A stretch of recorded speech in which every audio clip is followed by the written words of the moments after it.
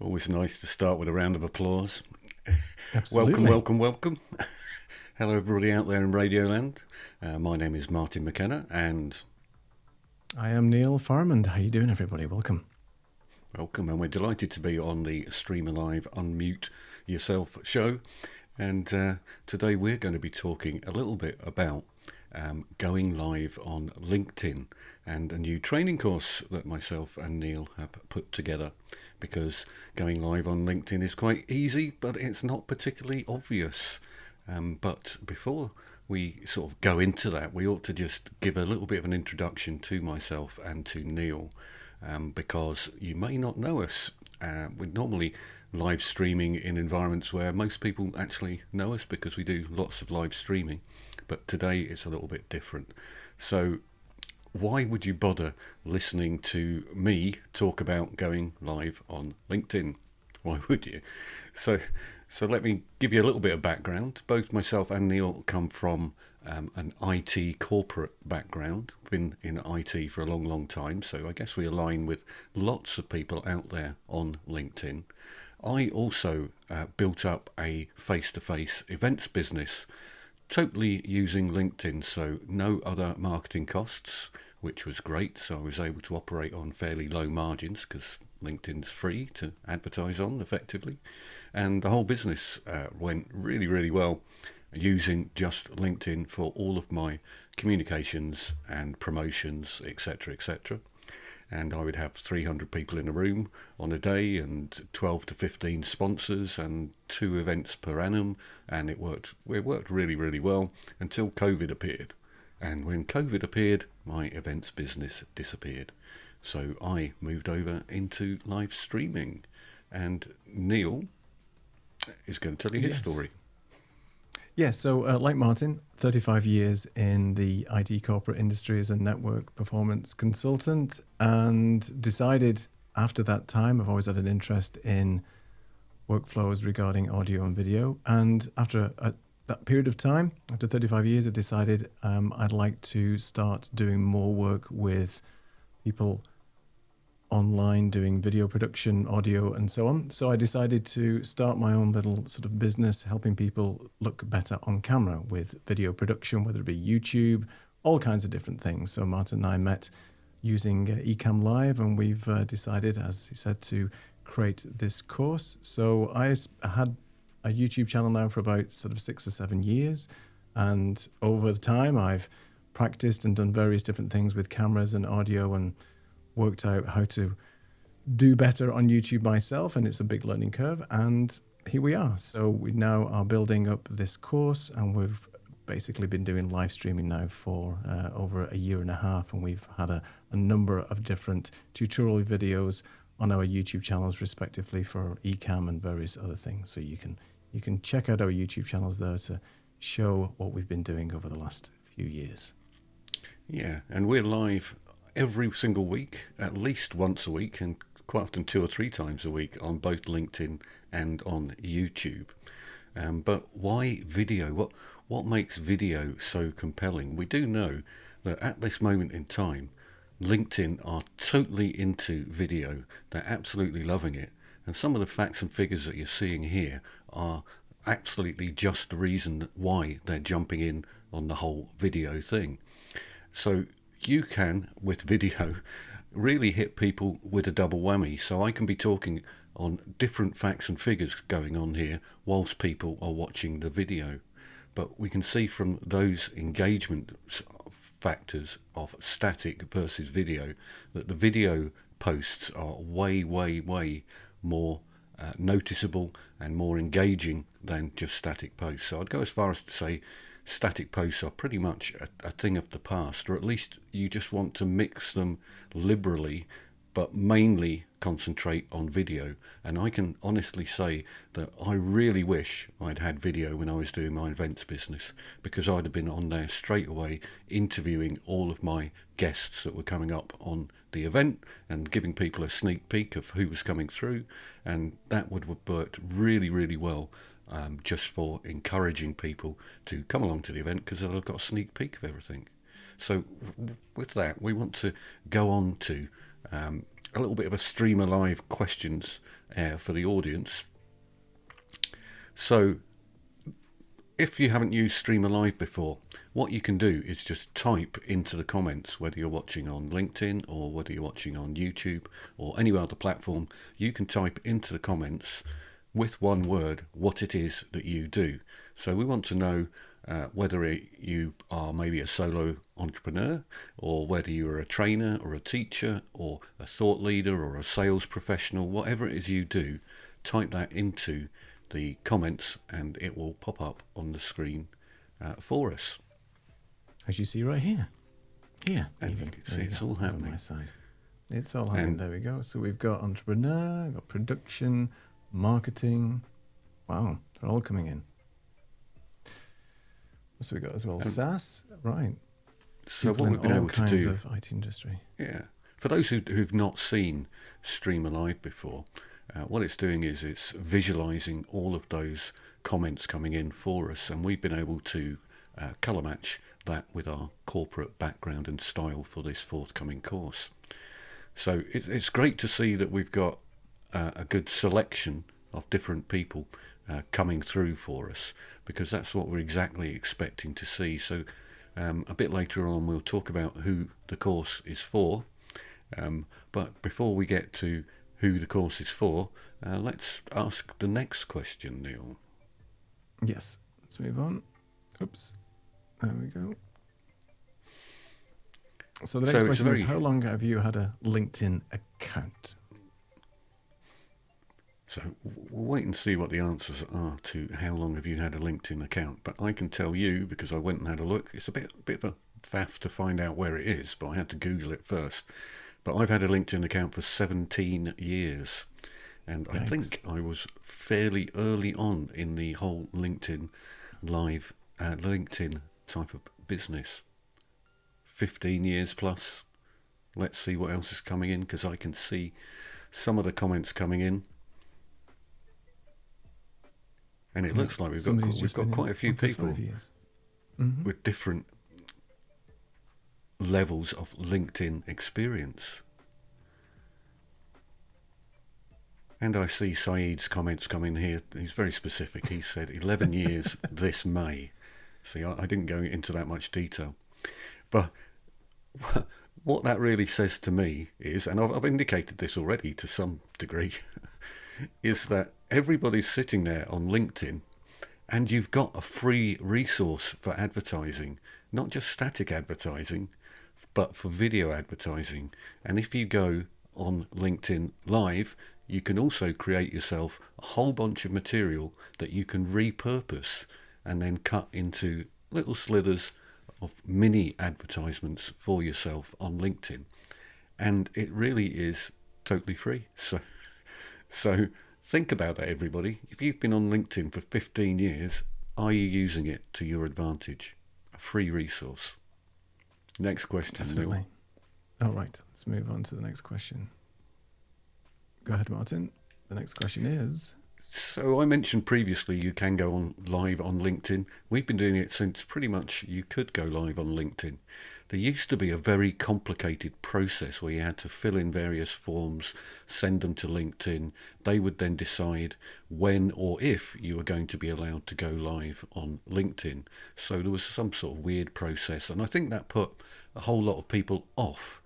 But I wonder whether that is what's putting you off. Is it the whole process of trying to get onto being approved for LinkedIn Live? Is it because you don't understand the technical steps for going live on LinkedIn? Is it because you just don't want to go live on LinkedIn? Or is it because you feel that your camera presence is not up to standard for going live on LinkedIn?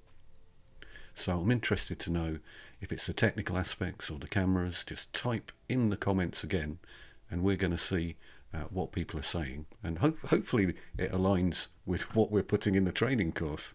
We believe it does, because it is a little obtuse what you need to do to go live on LinkedIn. And what we're doing today is probably a few steps higher than just going live on LinkedIn, because we are adding in all sorts of movements of slides in the background and things like that. So we're calling our training course level 1 go live on LinkedIn, but we're also going to be going to 2, 3, 4, 5 as well, which will be bringing in additional tools and additional methods of playing about on the screen on LinkedIn. It's interesting. We've got Fear coming in here, and we saw another comment just pop in saying time. In other words, nothing. So it's just basically time. Some people Having are saying the time that's, to do it. Yeah, and I that think, might just be the barrier to entry, right? As we spoke around how long it takes people just to get connected, set up, confident, and so on. But obviously, we'll talk about that later. So we think we can get you actually up and running very quickly. And as part of the course as well, we also actually mention a couple of AI tools that you can use, which will help speed up the process and help you think about some materials and ideas for shows and things like that. So really up to you what you want to be using it for, but technical things and Fear seem to have jumped up today, and Saeed's blaming LinkedIn for something. I'm not quite sure, but something went wrong for him. Tried to go today. live today and it failed. So there you go. Well, maybe we can help you and find out what's going on there. Okay, so LinkedIn Live itself, does that actually create additional engagement? So the obvious answer, it was always going to be yes, wasn't it? But if you go live, you get 24 times as many comments on your posts as you would if you just put up a static post. But we believe there is no point in going live unless your cameras, microphones and lighting look good. So we actually are going to take you through all of that as part of the course. And everybody will have their own tastes in terms of backgrounds and lighting and things like that. But we'll take you through what works and show you some different examples of those styles of backgrounds and cameras and things like that. Who's it for? For just about anybody who wants to go live. So anybody who has a business or is involved in a business or wants to perhaps, maybe they're a recruiter or maybe they're a real estate agent or maybe they're in sales, as I mentioned earlier on, and they want to stand out in an otherwise busy environment, or you're a trainer or educator and you've got messages to send across, or you're a thought leader. So really there's no limit to who this is for. And even if you're thinking about it, nowadays LinkedIn is your resume effectively. So you being live on LinkedIn and reaching more people promotes you as well as whatever you're talking about as well. So really there is no upper or lower limit to who this is actually for. Neil, what will people learn? So as part of the course, you're going to learn basically camera basics and how to set up your lighting, your camera, your microphone to look as good as you possibly can within your own environment. And I'm going to go through some of those things today as well a little bit. They'll also learn how to actually connect and get connected to LinkedIn Live. I'll talk about that also a little bit later because it's not as easy as you would first imagine, but it's not basically too difficult. There are a few things you have to consider and so on. We'll also be showing you not only how to look good on camera, but basically how to create events on LinkedIn Live, how to start promoting your events. Martin mentioned some of the AI tools to get you over those hurdles and helping you with promotion, and just basically taking you from beginner to doing your first live stream on LinkedIn Live. We'll also be talking about other tools that you can use like Streamer Live, Camo, and various other things that you can use to level up your presentation and so on. But there's no reason why you shouldn't go live on LinkedIn, hopefully after you've looked at the course.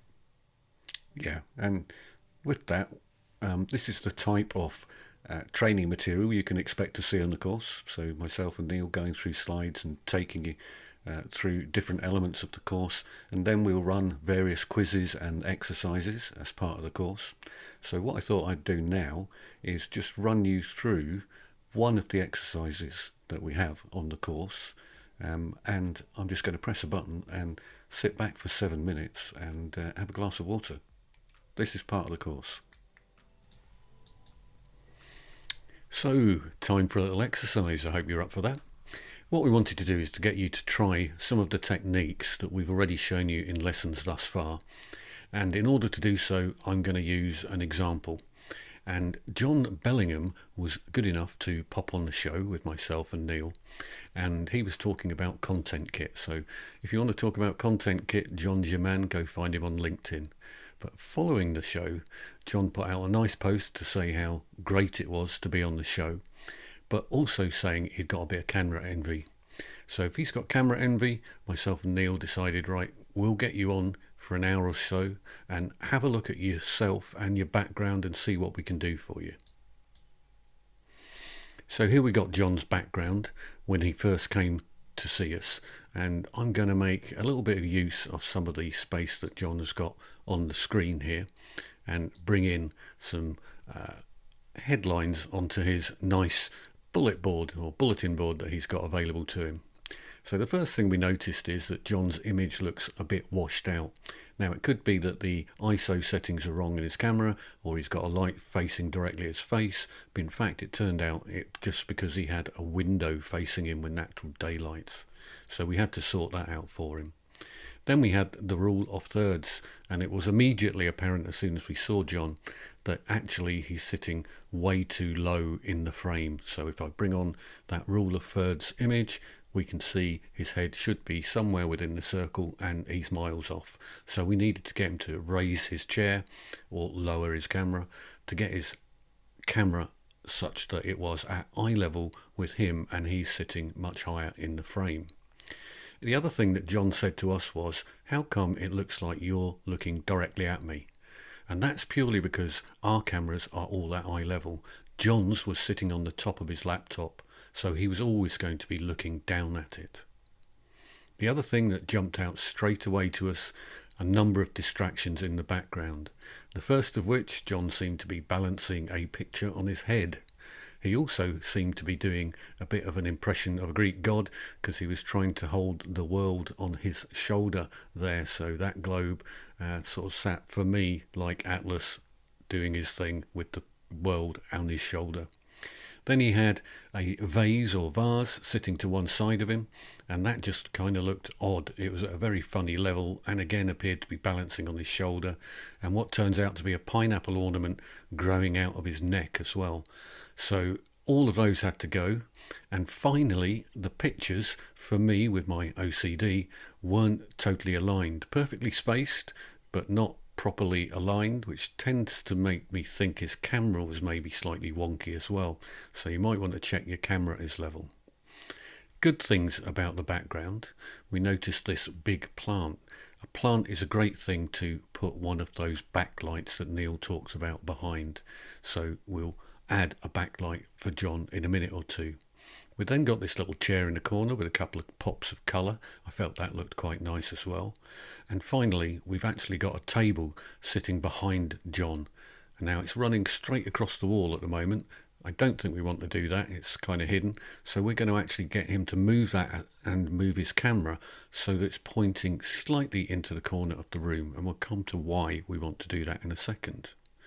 The next thing I noticed was there was very little separation between John and his background. The background was a similar colour to John's skin complexion and his shirt, so that is a problem, but we also wanted to add in a light at 45 degrees and sit that behind John, pointing slightly at his background to give some separation.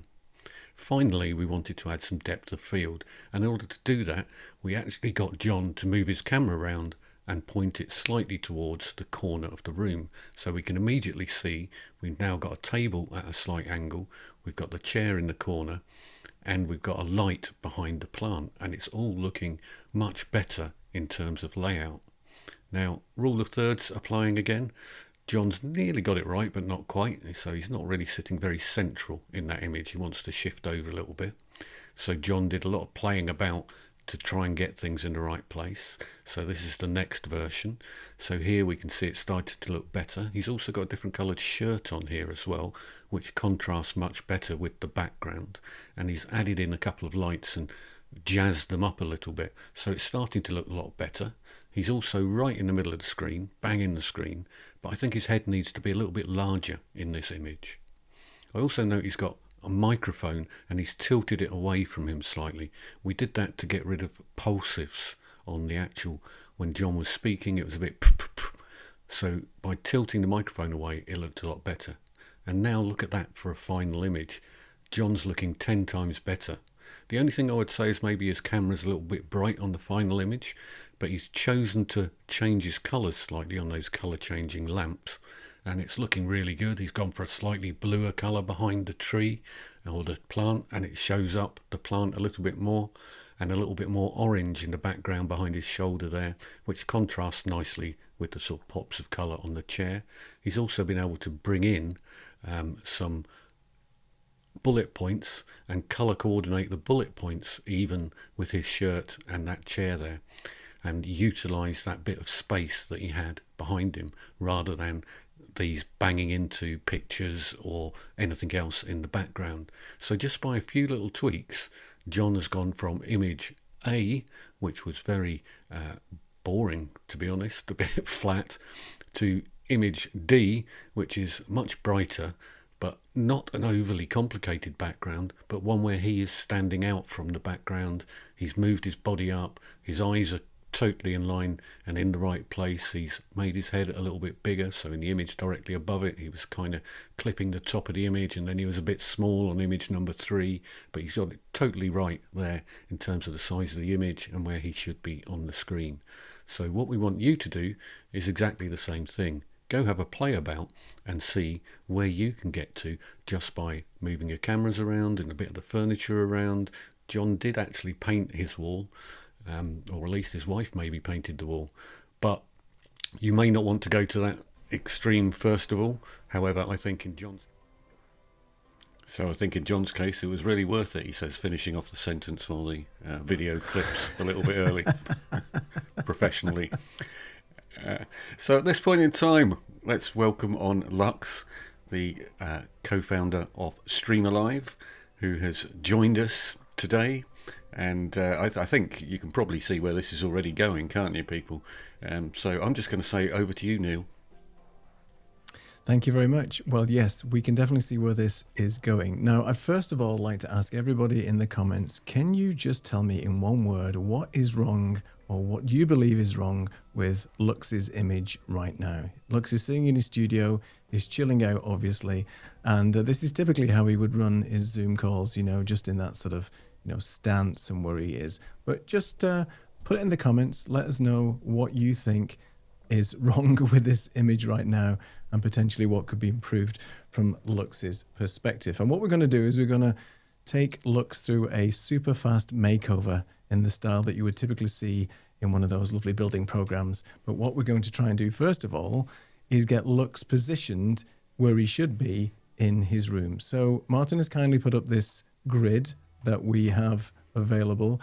And Lux, if you wouldn't mind just positioning yourself so where your eyes are sort of at the right level, pump up that chair. Nice wall, not a Lux going exactly. It's a lovely wall, a lovely bookcase, but we don't see much of Lux. You could also tilt your camera. So there's two things, specifically when you've got a laptop camera, and Lux is using his MacBook Pro camera, and we can talk about cameras and things a little bit later. But already he's looking like he's actually looking at you when you're on your particular Zoom call.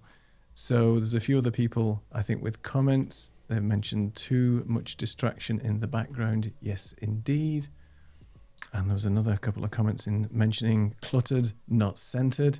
Well, and face is not well lit. So yeah, all the things that Martin showed you in the extract from the course is really what we're seeing here at the moment. So let's try and make a couple of quick and timely improvements to Lux's environment. So I know that Lux has got a couple of lights. Now, like anything else, you don't have to have crazy expensive lights to just get a better image. But what he's doing at the moment is what everybody seems to do when they're in their home studio, is they have their above overhead lights on. These could be fluorescent lights, these could be spotlights. And typically what they're doing is casting, and I'll draw on my face, they're casting some shadows down over Lux's face, and you getting these sort of weird shadows under the eyes, call them panda eyes. So effectively what you could technically do is turn on some additional lights that are more facing you. So I know that Lux has got a couple of lights that we could ask him to turn on. So if you wouldn't mind turning on one of your little lights, I think, which is to the right of you at the moment, and this is just a small light similar to this that's basically sitting on his monitor, and already you can see there's an improvement casting a shadow on one side of his face, giving a little bit of depth, and already one side of his face is now very well lit.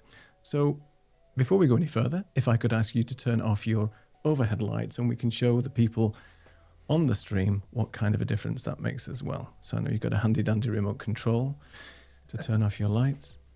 There it is. That's luxury in itself there. You know, some people have to just go and stand up and switch it off, but there you go. So already we've got the lighting has changed dramatically from a color perspective as well, because obviously having overhead lights in your room are going to give you a very different color temperature and a color cast on you, which might not be very flattering. So, hey Chris, lights on. So Lux has already got another light as well. Now you can repurpose any lights that you may have bought back in the COVID days. People used to buy ring lights. They were always positioned in the wrong place. People would put ring lights here, right in front of your face, and you'd end up getting these really weird looking sort of glow on your lights and on your glasses. And they were really good for doing makeup and things like that, but that's not what we're here for today. So Lux basically has got a ring light available to him that he's going to put off over on this side, which would cast a nice shadow on his face. So if you wouldn't mind turning that on, Lux, that would be fantastic. Connects and interact and be centered. So Lux has turned on the second light. Perfect, thank you very much. And already we've got light here and here. Now, one of the lights is typically classed as a fill light, which is the light that he's just turned on, which is filling up some of the shadows and taking that away from his face. And the main light that you would typically have on you is something called a key light, which would be typically a larger light, little bit more intensity. It could be a softbox light. It could be something with a little bit of diffusion. And all I mean by that is the more diffused the light is, the softer the light, the less shadows and harshness that's being cast across his face. And so already we've got the lights on there. Now, obviously, Lux in his background has got some pictures that we recently found out are stuck to the wall. So what we would typically recommend is that those photographs, either you could put a protective or non-reflective coating on them, which would stop the lights being reflected, or you could even move the lights away. Today, we don't have to worry about that, but that's just common practice whereby if you've got anything that's reflective in your background, either remove it, put some sort of cover over it, just so it's not distracting to the audience. One of the other things we can do is remove some of the clutter. People have mentioned in the chat already that there's quite a bit of clutter going on in the background. So Lux, it's entirely up to you what you would like to remove in the time that we have available to us. I think the lanyards behind you are quite distracting. I mean, it's a great collection, let's be honest. You've been to many, many meetings. But what we'd like to see is really a background that's less distracting. Because at the end of the day, if you're presenting you as your company, if you're a solopreneur, if you're representing your business, and you're doing a presentation or even a pitch, what you want people to focus on is not your lanyard collection behind you. So yeah, that's don't put them around your neck. Lux, don't. No, I mean, you could, if that's a fashion accessory you want to go with, but that's not something. No, we're not advising that. We want to do. Don't move the clutter from behind you to between you and the camera. That's another. Yeah, top that's tip. that's a key thing. So as we did with John, we also moved John into one of the corners, and that's not something for today. But I know that Lux has got an area there where potentially we could sort of move around. The other thing that we would recommend is having something like a practical light or something that would give you a little bit more of something to look at behind. Now, practical lights are incidental lights that basically cast a different color, mix up the background a little bit, like what Martin and I have got already. We've only actually got 4 lights in our entire studio. We've got a key light, a fill light, a little light behind me, and another one that's just basically adding a little bit of color. Now, Lux has kindly purchased an LED light, an RGB LED light, which has got different colors, which is right here. And these are portable lights that you can get on Amazon. We have some links. Even Martin's got one. I've got a little one as well. And these are basic little lights that you can buy on Amazon that are different colors that you can just really dial in your settings. If you don't always have to have a dark background like Martin and I have got, you might want a lighter, more polished background that Lux will have when he gets rid of all of his books and bookcase and things like that. But when you add some of the lighting behind you, you can really add a little bit of color and contrast to that. So Lux, if you wouldn't mind turning that light on to whatever color you like. I think we said a purple is quite nice. And one of the positions you can put that in is behind you, on your bookcase, on the pile of paper, something that would just give you a little bit of color behind there as well. And if you've got lights that you've purchased, and you don't have to spend a fortune on these, a lot of the lights that we recommend have controls where you can basically control the intensity of the lights. You can simply dial those down a little bit to give you a bit more of a mood. But already that's looking a whole lot better just by changing a couple of lighting in his room, changing the camera angle itself. And keep in mind, this is a MacBook camera that we're using here. What we did with John, and we do talk about it in the course, is install some software called Camo Studio. And Camo Studio is basically giving you full control over your camera, whether it be a MacBook camera, a webcam, Logitech Brio, even a DSLR camera if it's connected via a capture card. Any camera that your system sees, and it's available for both Mac and Windows, you can really start to dial in and so on. Now, Lux does have Camo installed. You can run it up if you want, Lux. Just to go through one quick thing that we can say to people. With Camo Studio, and I'll just run it up here as well. While So you're Camo running Studio that is up a now, free... Yeah, go I was ahead. going to say, well, while you're running it up, just a quick to one side. If you are buying any of these coloured lights, then maybe go for one that's got a remote control. They've got various buttons on the back of the coloured lights, which makes things incredibly obtuse in terms of how to select different colours and temperatures and things like that. If you've just got the remote control, you press a button, it goes green, it goes orange, you press up or down for brightness and it gets brighter, or so on and so forth. And some of them will work with iPhone type apps or phone apps as well. So Yeah. a bit easier to get remote controls than to press the four or more black buttons on the back of the light, all of which look the same. And in low light, it can be difficult to see what you're pressing anyway. So yeah, that's just an aside. Exactly. I fill in while you both have launched Camo. No, that's perfect. I mean, I instantly think even without Camo, Lux's image looks great. And Camo can just add a little bit more of a dimension to your image. You can add some very soft spotlight or background blur. I'm not sure if you've got your setup already, Lux, but and we can do this at another event and another time. But effectively, Camo will allow you to change a few settings on your camera to make things look cool. And then obviously you have to have your Zoom camera that we're seeing you in at the moment connected to Camo, because Camo is a virtual camera and sending out your image to there. But we don't have to worry about it right now. But the point is with Camo is that you can adjust the framing, put a nice vignette. You've already switched it over, I see. So you could actually just enable the spotlight feature on the left-hand side if you see the controls on the left with all your camera. You just have to click on the camera control on the top bar, and then you'll get a list of controls on the left-hand side that show up. But if not, it's not a problem. We didn't rehearse this at all, so this is live, and we do go through the entire setup. See, there you go. He's already found the That's controls exactly and ruined it completely. Well, that's the my Incredible job. Hulk setting has been located. So I'm not sure what setting you've got there, Lux, but that's not one we do recommend as part of the course. But the spotlight feature is quite nice because you can turn that on and it gives you a little bit of it. So similar to the Zoom spotlight, but what John basically added with his is a little bit of background blur. So there's lots of nice, very subtle features that are not going to give you a silly halo effect and things like that. But we do have these features in there. You can also zoom in, as Lux has done. So if your camera isn't positioned correctly and you can't afford to move your Mac or whatever laptop you've got backwards and forwards, and you can't position your camera effectively, then one of the things you can do with camo is basically reframe, resize, change the colors, and really dial in your images. Because the Mac camera and some of the webcams, you simply can't change any of those settings.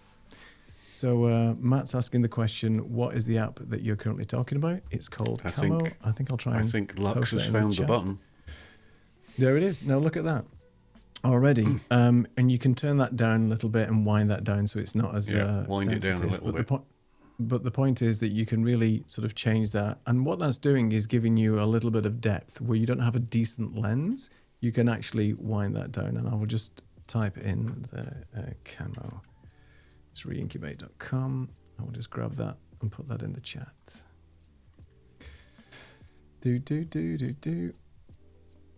So we'll have a list of these in the chat as well, but let's just reincubate.com.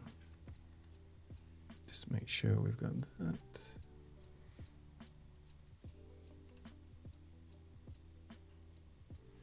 So we're going to be taking a few questions from anybody in a minute or two. Let's do a Q&A. After we ask another question of everybody in the audience, but we'll do a Q&A in a minute, and then we'll bring Lux back on again, and probably bring him back with Neil, I think, next week to do, maybe version 2 of Studio Makeover. We'll have a chat. But Definitely. For the moment, we're gonna let Lux go and clean up a bit, move around, play with camo, and come back in a few minutes, totally different. But we just wanted to ask a question first. So see you in a minute, Lux. Thank you very much. All right. So yes, our next question is one thing you could improve in your studio. So now you've seen some of the things that you can improve just by moving stuff around, changing lighting, even shifting the camera around. And Saeed did have a very good point. Cleaning your camera lens can make a huge difference. Yes, especially if it's a laptop where you've got, greasy thumbs and stuff over there. Lux is saying clean up his room. Okay, that's one thing, definitely. That goes without saying, considering we've just seen that Lux and now he's cleaning his lens, I can see in Zoom. But there's many things I think that people can do with regards to that positioning of my desk. See, that's another good one, because we spend a lot of time in front of the camera, especially on Zoom calls and things like that. We're living in a world now where we're all connected virtually, and Zoom and Teams and LinkedIn and all these types of systems really are promoting us to sit in front of the camera more and do more pieces to camera and presentations.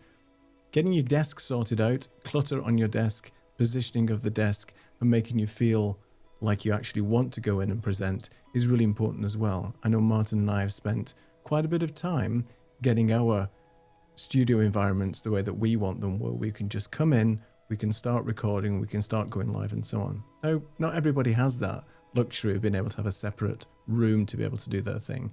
But for the majority of people, just by making some incremental changes and having a nice sort of blurry background using some great software like Camo allows us to sort of dial in those settings and make things look good. I think Lux's environment looks really cool now. And we did that in 5-10 minutes? Really Yeah, good. we did. So Matt's somebody's saying not he's seeing not our comments. seeing our comments. Okay. So maybe just... need to. Matt's on LinkedIn, Neil. So maybe we need is to he? drop Okay. in the response on LinkedIn. So I think that's I can't why do you're not that seeing from it, Matt. here, but I'll. It's I'll type it in somewhere. I'll just I'll put a lower third up or something. If not, we can add that comment in later on LinkedIn. Yeah, I'll make a note of you, Matt, and I'll connect to you on LinkedIn and send you the link. Yeah. How about that? The power of LinkedIn. See, we're building connections already, which is what it's all about. And Saeed would move his desk, but his OCD's not going to let him do that. He needs symmetry in his life. So each to their own. So yes. From this perspective, what we're going to do next is, and thank you for your responses, everybody. We're going to go into a little session where Neil's going to talk more about the technical elements of going live on LinkedIn. So really, in Yep. summary, before you go live in LinkedIn, we think your cameras and your sound and your background and your lighting should be good, because you're representing yourself, you're representing the company. So why wouldn't you, with a few tweaks, just try and look a lot better? We've got a kit list, which we're going to tell you about at the end, that basically is about $300 worth of cameras and lighting and things like that, which is entry level, but will have you looking really good. So that goes along with the training course, but you can go and get the kit list for free. But Neil, I'm going to get straight over to you, and we'll do some Q&A after your session, and you can do your technical bit.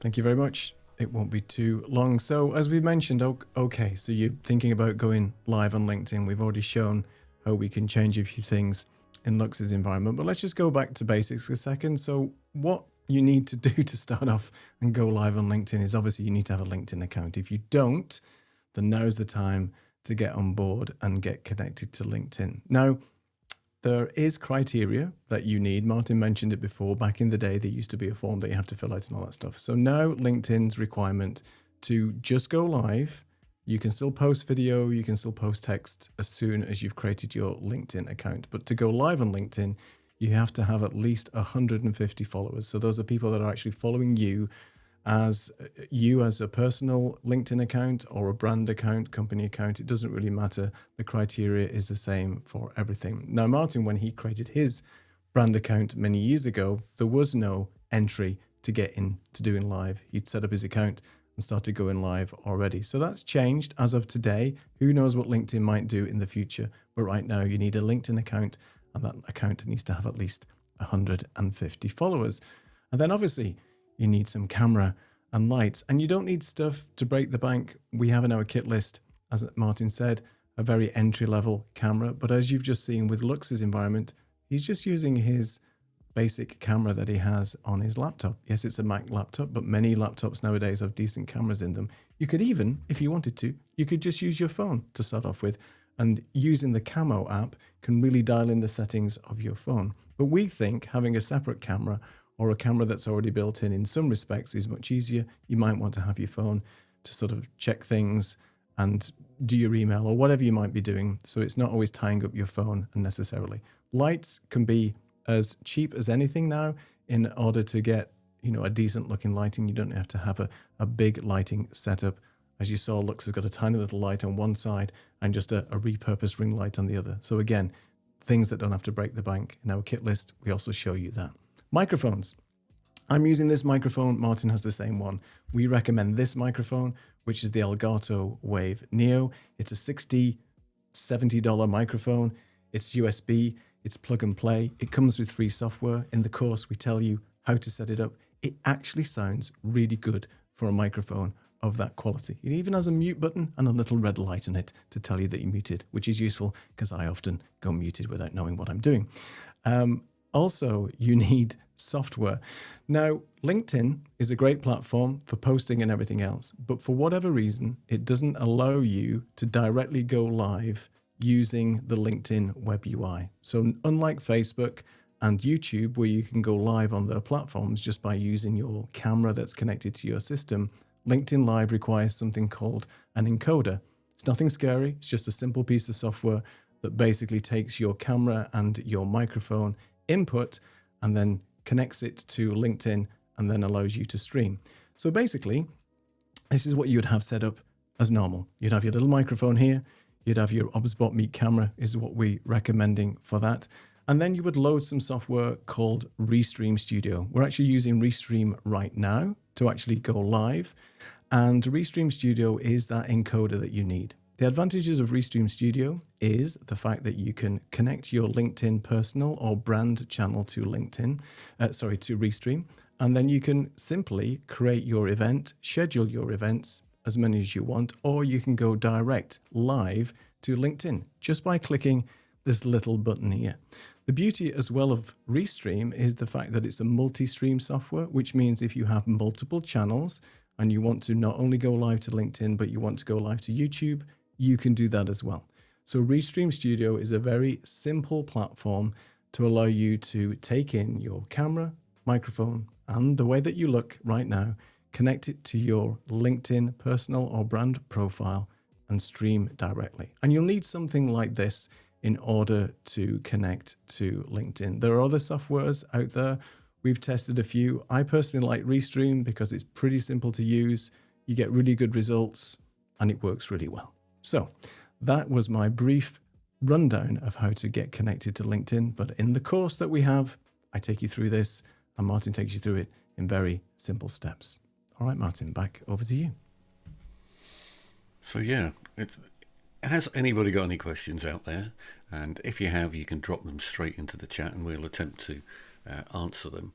But let's just quickly give people an idea of what is in the course in terms of videos and Q&A type quizzes and exercises. All of those are in the training course. It's about going on for 2 hours long in terms of the different elements, but that's all the time you're going to need to spend to learn how to look good on camera and the technical steps that you need to go through to actually go live.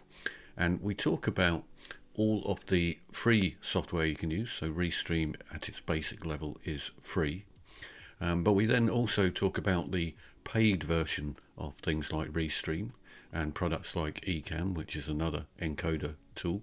And those tools let you go a little bit further once you put the paid elements on, because you can do things like add in branding and all that type of thing.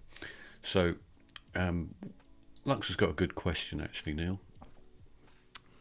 What about people who say, but I'm not a streamer? I hear that often. Well, we're on a Zoom call right now and we're actually streaming. If you've ever been on a Zoom call in your environment, whether it be your business and so on, you're actually doing a stream. That's all it is. You're just streaming out your video content and having people attend. So we're not aiming these courses at streamers. You're not a streamer. You're basically somebody who is presenting your material online and you're streaming your video out to the masses. That's not necessarily mean you're a streamer. So, but you're doing it every day in your workplace just by being on a Zoom call, as all three of us are connected now. Yes, we are streaming out live to LinkedIn, YouTube, and other destinations, but just being on a simple Zoom call is being a streamer. And indeed a Teams call or a Skype call or FaceTime or anything like that. If you've done any of those, Exactly. There is nothing stopping you pointing your camera, potentially the same camera, then that's us straight away. And Lux is saying, you were telling us off camera that you had a friend who'd recently been to Yes. the Global Canva event that was Indeed. going on. Yeah, so Canva Day was in LA, and that even rhymes. I think it was last week, and it's just a one-day event. So similar to what Adobe put on with their Adobe sessions, Canva obviously is big in the marketplace. And what was really interesting is that there was a LinkedIn booth there, and LinkedIn were really present because obviously they are really hot right now on content creation. And basically, LinkedIn said to my colleague, all we're pushing right now on LinkedIn is video. Posting videos, live streaming videos, video. That's the main focus for 2025. Yes, they're, again, wanting you to be interactive, commenting on other people's posts and things like that, but they really are pushing video as the main mantra for 2025. You may know Martin and I have obviously been using LinkedIn for some time. We've been experimenting as well with vertical video in LinkedIn, where basically LinkedIn on certain apps had the camera video option whereby you could actually look at all the different types of vertical video that's going on there. So we've really been pushing that as well and experimenting with vertical video. Video is not going away. LinkedIn may be a little bit late to the party, but they really are pushing it now because they see the value and the engagement and the uptick with video in general. So question. One for you, Martin. Question for Royce. And that is a question for me. I do quite a lot of green screen, and one of the main things that people will tell you straight away is that you need lots of lights with green screen. It's not true. You can pretty much use the same lighting setup that you have, that we have going on here at the moment. One thing I would recommend with green screen is making sure your green screen itself is well lit, so a light behind you pointing at the green screen. Then one above you, probably level with the back of your chair, coming down at 45 degrees, what we call a hair light. That will give you separation between you and whatever is on your green screen. So providing you got those two and a key light, you'll be good on green screen. The other things though, which are not so obvious on green screen, people have a tendency to just go and pick up a still image of an office and then put it behind them. Now, that really is not going to look very good. It's an instantaneously fake, because what you want to get is the slight bokeh effect. So if you're going to do that, here's the trick. Take that image, drop it into pretty much any package, including PowerPoint and Keynote and things like that, and you can put a 25% blur on that image and then drop it behind you again, and you will get the bokeh type effect that we've got going on here, which is the slight blur and everything focusing on us. So that's tip number one for green screen. Make sure your image is slightly blurred.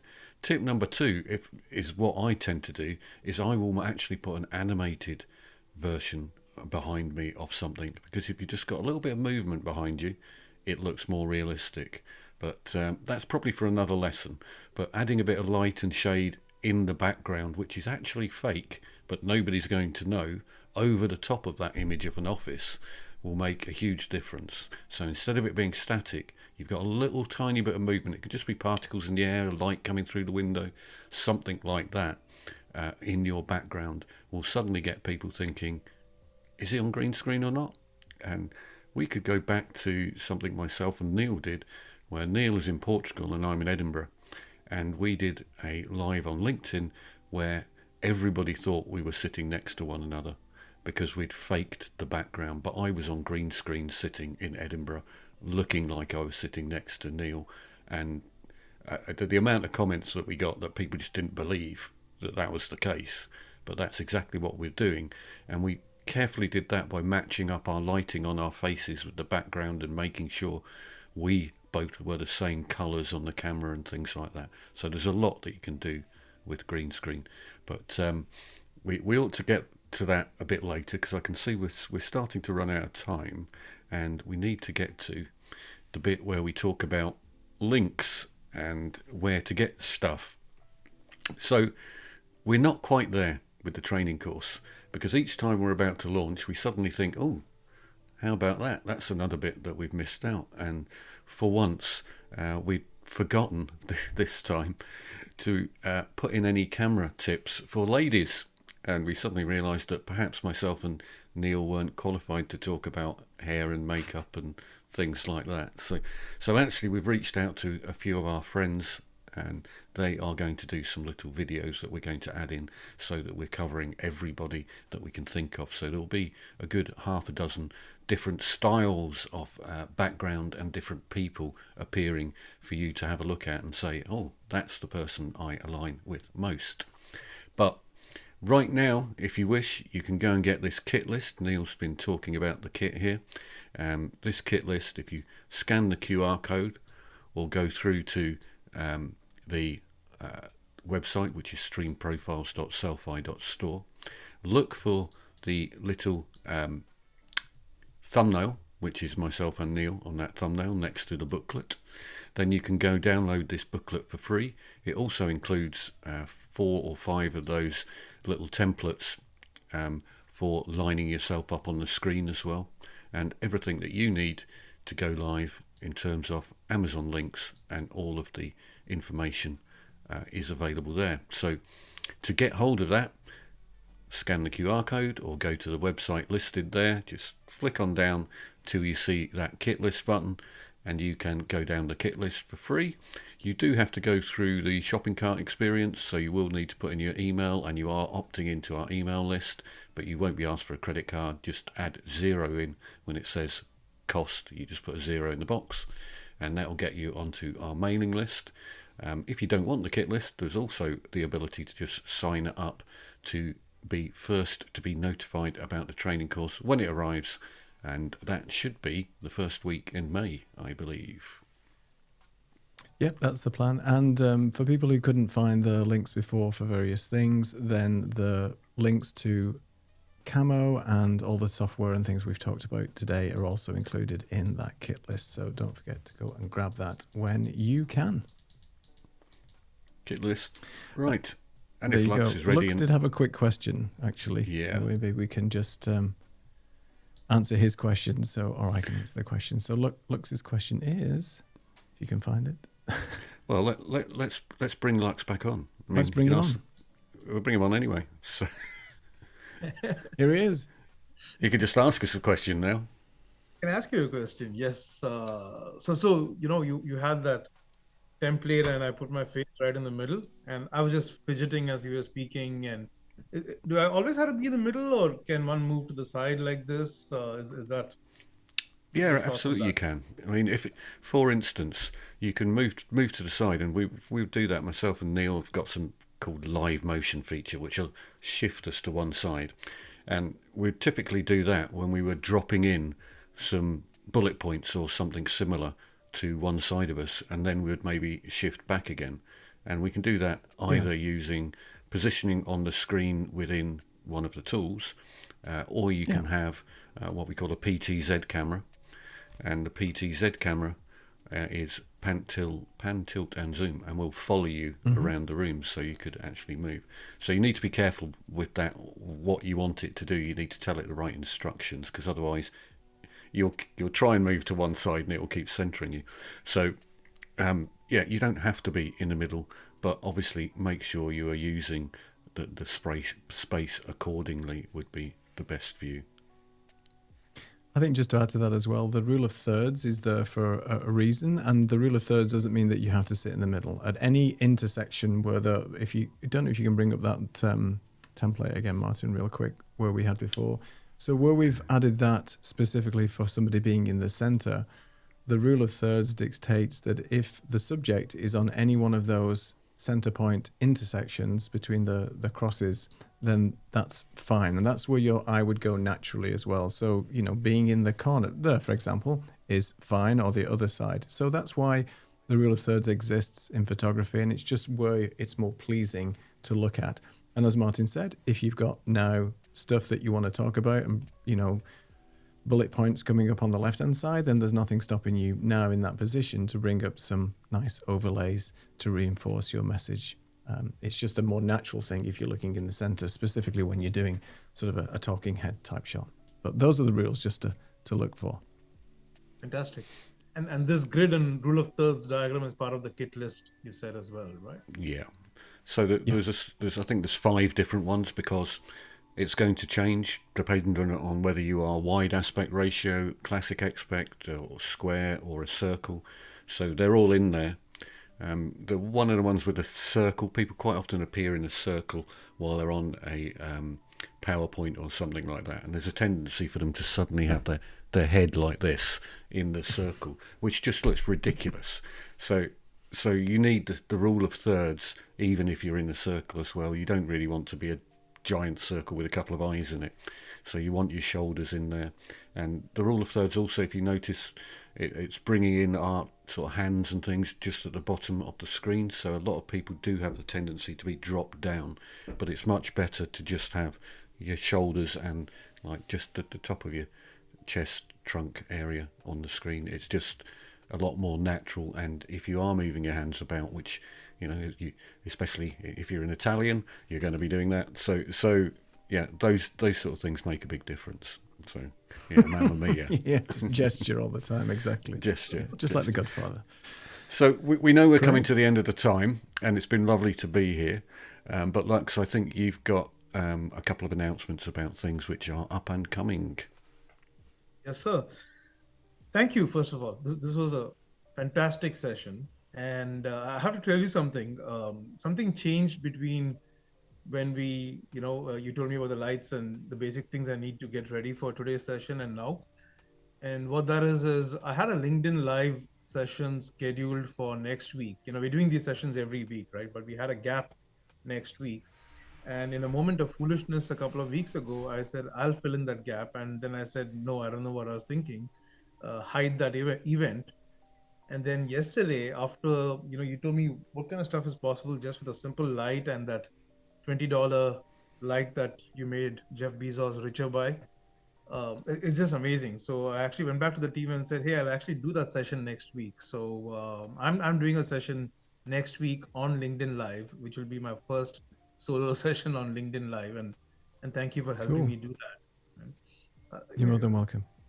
And something you said is very, very powerful, which is that if you're on Zoom or on Teams or Google Meet, you're already live, you're already streaming. It's just that you have this mental block about YouTube and Twitch and LinkedIn being these streaming platforms, but it's exactly the same as, I mean, right now we're on Zoom and that's going out to LinkedIn Live, right? It makes it much easier.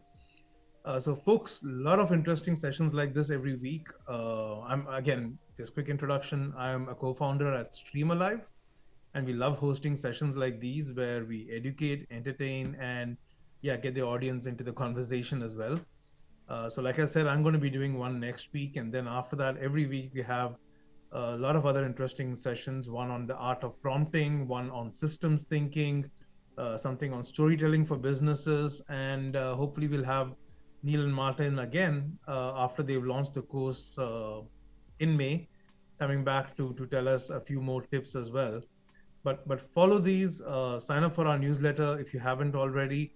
Best way to sign up for the events is go to streamalive.com, and there's a community tab on the top right, and that links directly to all our upcoming events, and hope to see you in future events as well. Thank you for joining us, everyone. Martin, Yeah, Neil, thanks a bunch. I think we're just going to go to the outro because we're 3 minutes over, and that's quite good by our standards. So cheerio from Edinburgh, everybody. Cheerio from Portugal, and thank you very much, Lux, for the opportunity to be here today. Thank you, Ian. And see you next time, folks.